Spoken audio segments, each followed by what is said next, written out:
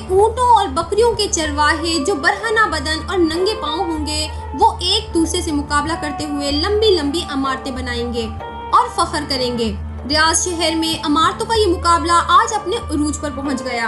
Dubai में बुर्ज खलीफा की इमारत दुनिया की सबसे ऊंची इमारत बन गई, तो साथ ही शहजादा वलीद बिन तलाल ने जद्दा में इससे भी बड़ी इमारत बनाने का ऐलान कर दिया है, जो धड़ाधड़ बनती चली जा रही है। अरब की इमारतें सारे जहान से ऊंची हो चुकी हैं। अर्ज करने का मकसद सिर्फ ये है कि प्यारे रसूल हजरत मोहम्मद सल्लल्लाहु अलैहि वसल्लम ने जो फरमाया वो पूरा हो चुका है और पेशन गोई पूरी हो गई है, अपने नुक्ता कमाल को पहुंच चुकी है। अरब का सबसे ज्यादा तेल खरीदारी करने वाले अमेरिका ने सद्दाम को खत्म करके तेल की दौलत से सैराब मुल्क इराक के कुओं पर कब्जा जमा लिया है और लाखों बैरल मुफ्त वसूल कर रहा है। तो फिर तेल की गिरती मांग से तेल की कीमतों को निचली सतह पर पहुंचा दिया, जिससे अरब ममालिक का सुनहरा दौर